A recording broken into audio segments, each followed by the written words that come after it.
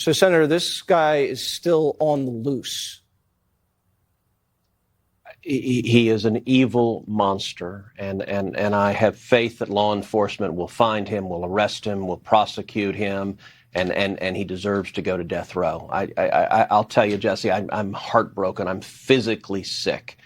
Charlie was a good friend. I first met Charlie when he was 18 years old, when he was this young kid with a vision for Turning Point, a vision to energize young people, to excite them, to get them involved. And Charlie, every word you said about him is true. He was bold, he was courageous, he was fearless, he was cheerful, he was a happy warrior.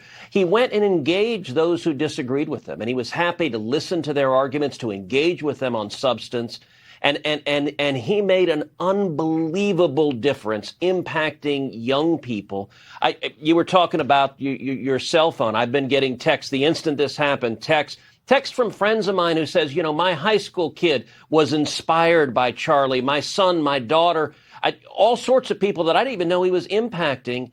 And I got to say, one of the things that was most incredible about Charlie is he gave voice to the gospel. He was a Christian. He loved God. I know where Charlie is right now. He is with Jesus right now today. But Charlie was willing to speak the truth. And tragically, the analogy to Butler, Pennsylvania, once again, another psychotic gunman on a roof. The gunman in Butler, Pennsylvania, that bullet is one or 2 inches to the side, and President Trump is killed that day. And now with Charlie, tragically, that was the outcome. I can tell you, Heidi and I were praying this afternoon, praying that God's healing hand would be upon him, and that did not come to pass. But I'll say his legacy is extraordinary, and we're living in a time where political violence is normalized, and it is always, always, always wrong.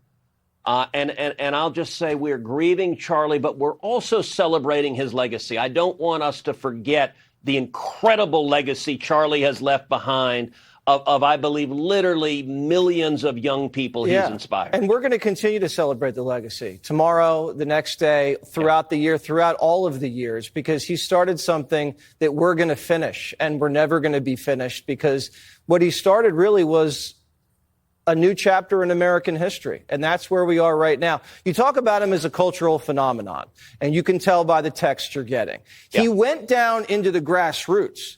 I mean, he went to the streets. He went to the campus, and it wasn't from a microphone in a TV studio or podcast. Right. He was down on the ground, mixing it up in a friendly, competitive way with other people his same age, and gave it as good as he got, and loved it, and got energy from it. And if you can't do that because of safety concerns, I mean, what are we going to do? I mean, you can't go to a campus and speak to college kids? Look, Jesse, you and I were not alive when JFK was killed and Bobby Kennedy was killed and Martin Luther King was killed. But I feel a little bit like it must have felt then. Like what the hell is happening to this country? I mean, it's just horror and revulsion. And look, I'm just grateful. Charlie's spirit was indomitable, but he also he defended what he believed in with a smile, with verve, with Turning Point conferences. I've probably spoken at a dozen of them or more. They were like rock stars. I mean, rock concerts, and you had pyrotechnics, and young people were having a blast. It was high school kids and college kids, and one of the things Charlie had a gift for was making it cool to be a conservative, making it cool to believe in individual liberty, making it cool to speak out for the Constitution, making it cool to believe in America. And in it, he really had an incredible gift doing that, and that gift is important, and I think that gift will keep on producing real results. Yeah, and you are a great debater. Charlie Kirk was a great debater, and hopefully we can carry that spirit on, because that's what that country needs. That's what America needs. Yes. We got to keep that fighting spirit going. Well, Senator. and all of us were lifting up Charlie's wife, Erica, and his two little kids.